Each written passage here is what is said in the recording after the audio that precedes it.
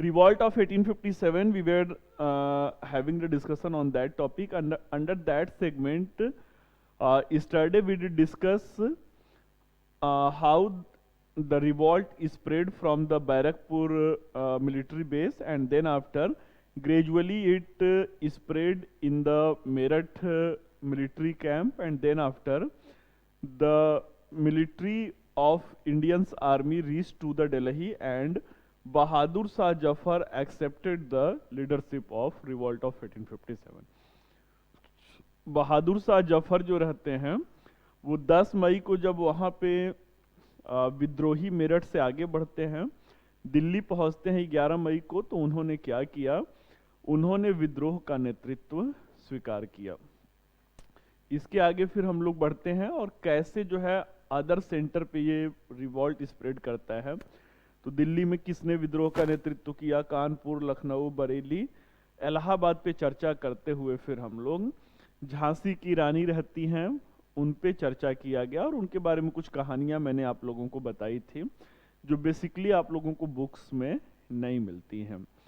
तो इस तरीके से जो है धीरे धीरे क्या होता है, धीरे धीरे अंग्रेज जो रहते हैं शुरू में तो बैकफुट पे रहते हैं, बट इनिशियली जो उनको कुछ लॉसेज होते हैं, उसके बाद वो one of the best military commander को अपने बुलाते हैं, अक्रॉस द वर्ल्ड से बुलाते हैं, पूरे दूसरे देशों से जो सबसे कुशल इनके नेतृत्वकारी रहते हैं उनको बुलाते हैं, और अल्टीमेटली क्या करते हैं, अल्टीमेटली जो है फोर्सफुली जो है इसे सप्रेस कर दिया जाता है, बलपूर्वक 1857 के विद्रोह का दमन कर दिया जाता है।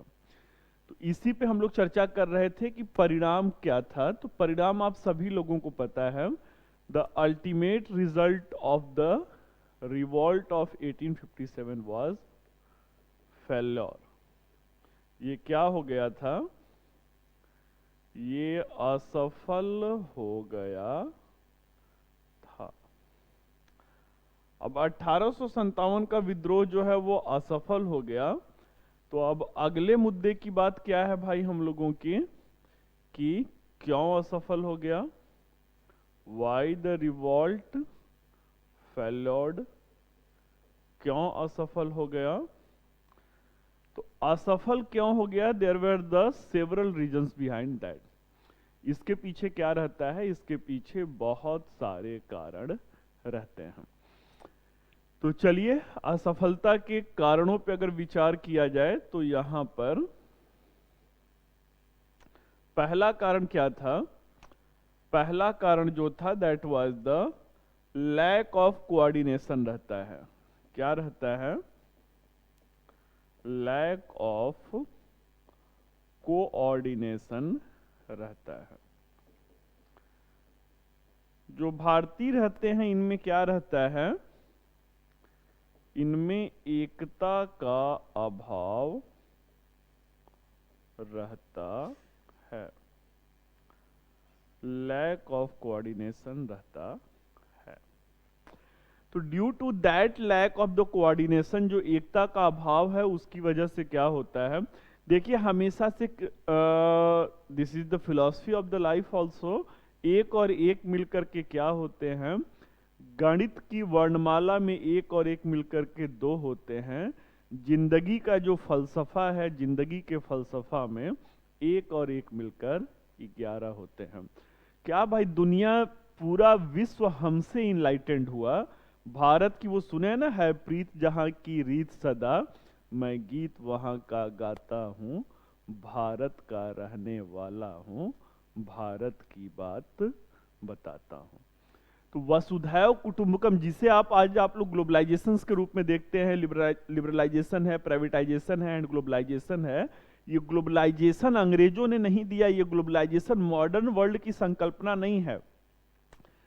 एकता क्या है, एकता का जो संदेश है वो हमारे धरती से ही निकला, वसुधैव कुटुंबकम। ये वसुधा क्या है, वो ये वसुधा, वसुधा मीन्स की ये पृथ्वी, और क्या है, कुटुंब है, कुटुंब मतलब कि ये हमारा परिवार है। तो दयानंद सरस्वती यही बार बार कहते हैं भाई ने कि हमें अंग्रेजों से सीखने की जरूरत नहीं है, we have to look back to Vedas. हमें कहाँ जाने की जरूरत है? हमें वेदों की ओर लौटने की जरूरत है। क्लियर है? तो एकता की शक्ति का जो अभाव रहता है, सब लोग अपनी डफली अपना राग वाली जो कहावत है, झांसी में रानी लक्ष्मीबाई अपना अलग से एफर्ट कर रही हैं, बेगम हजरत महल जो है वो लखनऊ में अपना अलग से एफर्ट कर रही हैं। अगर ये सारे मिल करके लड़े रहते, सबकी सेना एक साथ एक दूसरे से कोऑर्डिनेट की रहती, तो शायद 1857 में ही देश का इतिहास कुछ अलग होता। ठीक है? तो असफलता का कारण क्या था? असफलता का पहला कारण जो रहता है वो एकता का अभाव रहता है। अगला कारण क्या रहता है? तो असफलता का अगला कारण regressive thinking. Regressive thinking.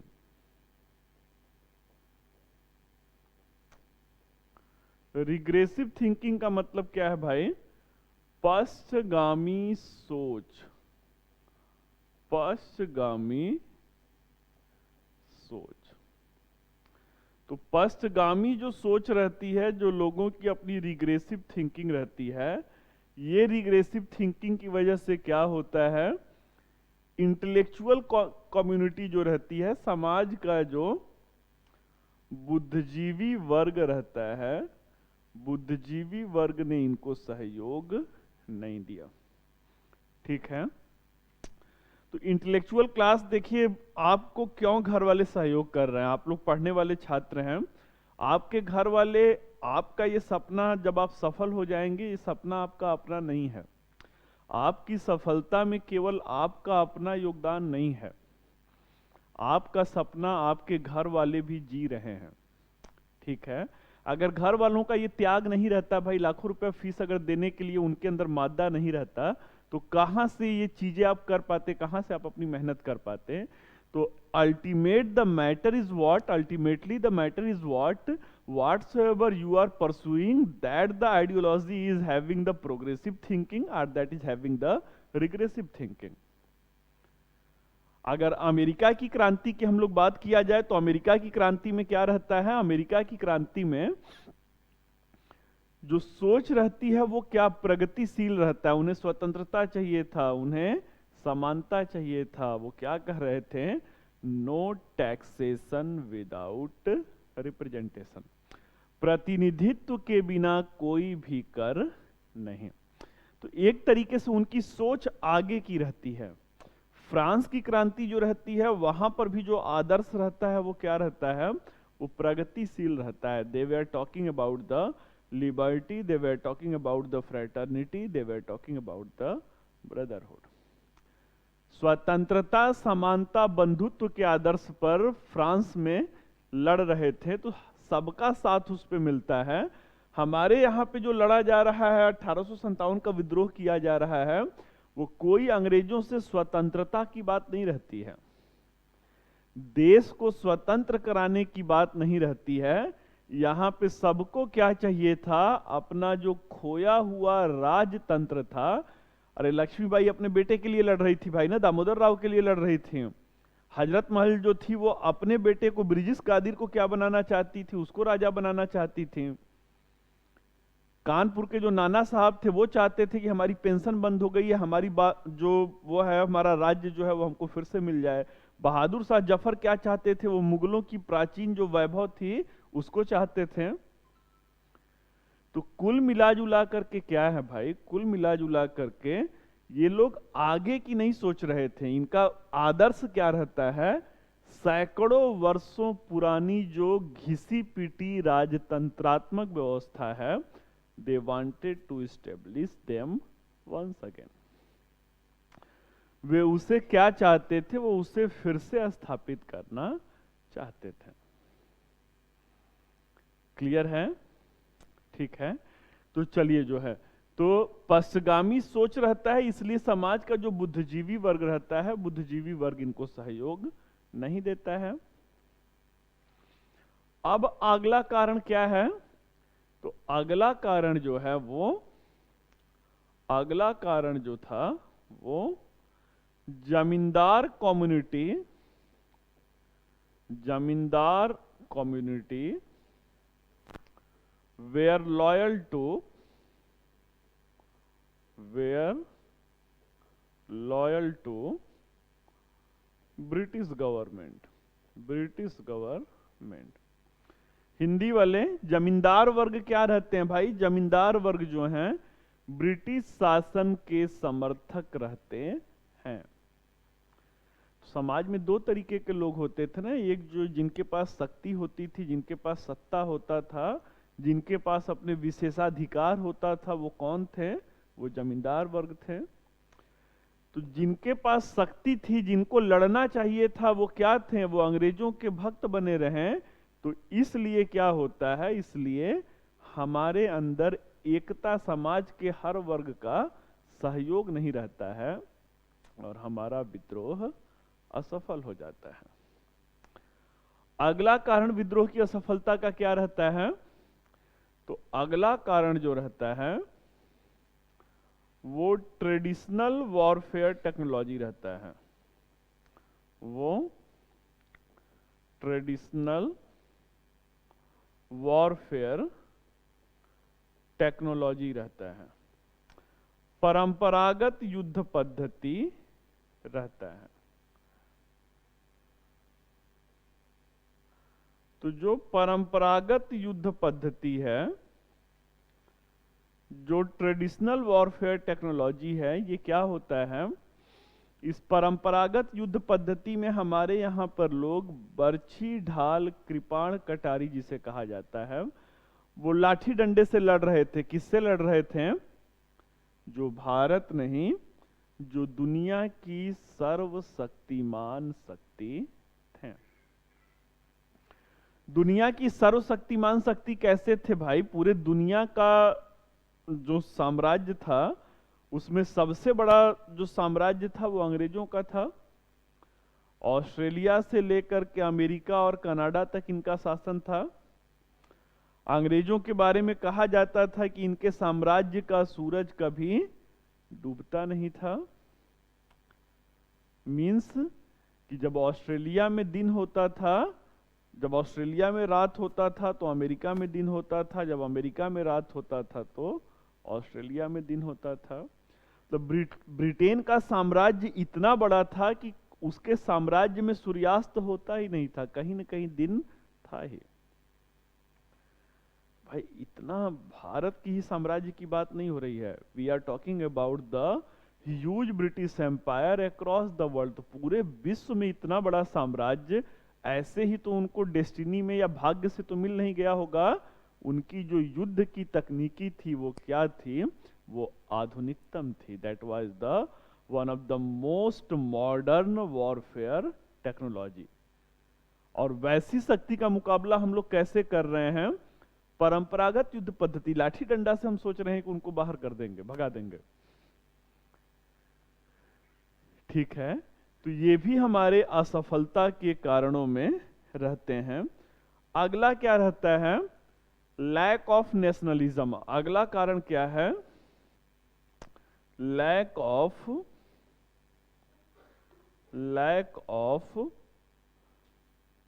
Sense of nationalism, sense of nationalism. राष्ट्रवाद की भावना का, राष्ट्रवाद की भावना का अभाव। तो जो राष्ट्रवाद की भावना रहती है उसका अभाव क्या रहता है? उसका लोगों के अंदर कभी ये था ही नहीं भाई ना कि ये कश्मीर से लेकर के कन्याकुमारी एक भारत का अंग है। ये लोग भूल चुके थे। ठीक है, अरे भाई 1947 तक क्या रहता है? सिंस द 1947 एक तो ब्रिटिश साम्राज्य भारत में रहता है, उसके अलावा अंग्रेजों की 562 देसी रियासतें भी रहती हैं ना। उनकी 562 देशी रियासतें जो रहती हैं वो स्वतंत्र अपनी, मतलब भारत 562 भागों में बटा हुआ था, और 563वां भाग कौन सा था? 563वां भाग ब्रिटिश भारत था, ब्रिटिश इंडिया था। तो जब 500 भागों में हम लोग बटे हुए थे तो यहां पे क्या है भाई, यहां पे कोई राष्ट्रवाद जैसी भावना नहीं है ना। यहां पे कोई एक राष्ट्र की, हम एक राष्ट्र के एक संतान हैं, ऐसी सोच नहीं रहती है। तो इस तरीके से क्या रहता है, इस तरीके से राष्ट्र की भावना अगर रहती तो हम सब मिलजुल करके प्रयास करके इनको अपने यहां से बाहर करने का प्रयास करते हैं, परंतु यही राष्ट्रवाद की भावना का अभाव हमारे विद्रोह की असफलता का कारण था। अगला कारण क्या था? तो revolt outbursted, revolt outbursted before planned date, before planned date. जो विद्रोह रहता है वो क्या होता है भाई? ये विद्रोह जो रहता है एक निश्चित तिथि से पहले ही क्या होता है, एक निश्चित तिथि से पहले ही शुरू हो जाता है। तो इस तरीके से कोई भी प्लानिंग नहीं रहती है, कोई भी जो योजना रहती है वो योजना, गांधी जी का आगे चल करके आप सफलता क्या देखेंगे, तो गांधी जी की जो सफलता का राज रहता है, उस सफलता के पीछे ये रहता है कि एवरी गांधीयन एरा कहा जाता है ना, गांधीवादी युग कहा जाता है। तो गांधीवादी युग में आप क्या देखते हैं? गांधीवादी युग में उनकी हर चीज के पीछे एक सोची समझी रणनीति होती है, ठीक है। गांधी जी के हर आंदोलन का, चाहे वो असहयोग आंदोलन हो, चाहे वो जो है सविनय अवज्ञा आंदोलन हो, चाहे वो भारत छोड़ो आंदोलन हो, हर आंदोलन में क्या था, आंदोलन की जो कार्यक्रम होता था उसके प्रोग्राम्स होते थे। जैसे भाई अगर मैं आपके शहर में आया हुआ हूं, आपकी कोचिंग में आया हुआ हूं, तो कोचिंग का पहले ही एक प्लान है ना कि इस तारीख को मॉडर्न इंडियन हिस्ट्री शुरू हो रहा है, इस तारीख को समाप्त हो रहा है, ये हमारे क्लास की अपनी जो है शेड्यूल, जो लेक्चर प्लान होगा। इसके अलावा इस दिन जो है आपका अपना टेस्ट होगा, उसमें कुछ गिवन जो है, तो दिस इज द प्लान्ड वे। एक योजना होती है ताकि आप इस कठिन जो परीक्षा है उस कठिन परीक्षा में अपनी अधिकतम से अधिकतम संभावना को तलाश सके। लेकिन वो जो योजना थी, वो जो रणनीति थी, वो उनके यहां पर नहीं था। जो जिस दिन विद्रोह को होना था उसके पहले ही विद्रोह जो है आउटब्रस्ट कर गया, ठीक है। तो इस तरीके से क्या रहता है, बिना योजना का असफलता ही हाथ लगता है। The same scenario happened with revolt of 1857। आइए अब आगे हम लोग बढ़ते हैं। अगला इनके असफलता का क्या कारण था भाई? तो अगला जो इनके असफलता का कारण था वो लैक ऑफ कम्युनिकेशन था, lack of communication, lack of communication था। मीन्स कि क्या था, संचार का अभाव था। संचार का, लैक ऑफ कम्युनिकेशन मतलब इन लोगों के बीच में आपसी जो है वो कोऑर्डिनेशन नहीं रहता है। तो संचार का मतलब क्या है कि ये सब आप देखेंगे, ये सब आपको वहां भी पढ़ना है। जो एप्टीट्यूड टेस्ट होता है वहां पे भी आप लोग को ये सब पैराग्राफ वाले में दिया जाता है। संचार भाई रहता है, कम्युनिकेशन रहता है, हम आपसे जुड़े हुए हैं, एक इंटरकनेक्टिविटी है, तभी तो चीजें आगे प्रमोट हो पा रही हैं।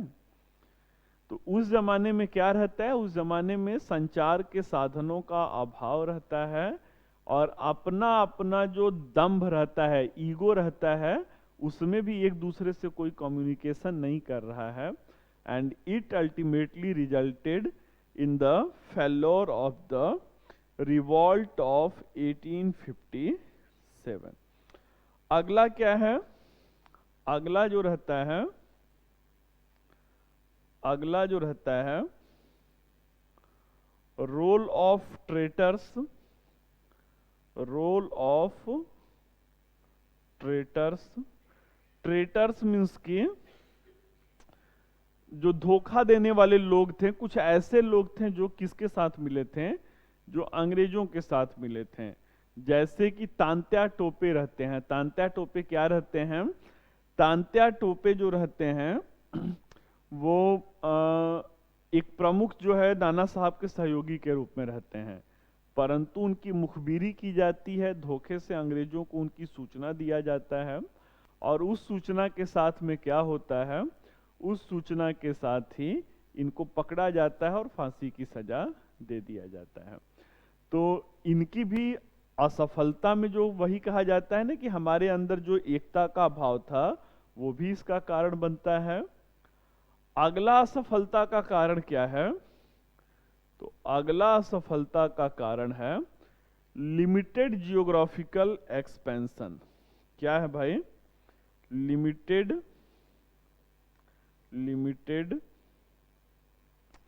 जियोग्राफिकल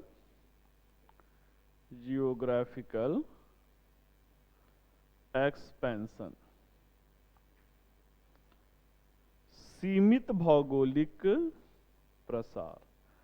तो जो सीमित भौगोलिक प्रसार रहता है वो भी विद्रोह की असफलता का। सीमित भौगोलिक प्रसार कैसे रहता है भाई? नॉर्थ इंडिया के बस कुछ केंद्रों पर विद्रोह हुआ, दक्षिण भारत इससे हमेशा अपने आप को अलग रखा रहा। दक्षिण भारत के लोग प्रोग्रेसिव थे और वही चीज है कि वहां पे विद्रोह की घटनाएं नहीं होती हैं। शायद अगर दक्षिण भारत में भी विद्रोह हुआ रहता तो क्या होता? अंग्रेजों को अपनी सेनाएं दक्षिण भारत में भी लगानी पड़ती ना। अंग्रेजों को जो उनके one of the skilled military commander थे उनको साउथ इंडिया में भी डिप्लॉय करना होता।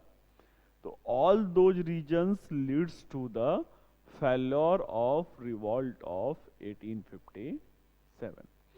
तो चलिए भाई, असफलता का कारण आप लोगों को एक एक पॉइंट जो है वो हॉलिस्टिक वे में क्या किया गया उसे मेंशन किया गया।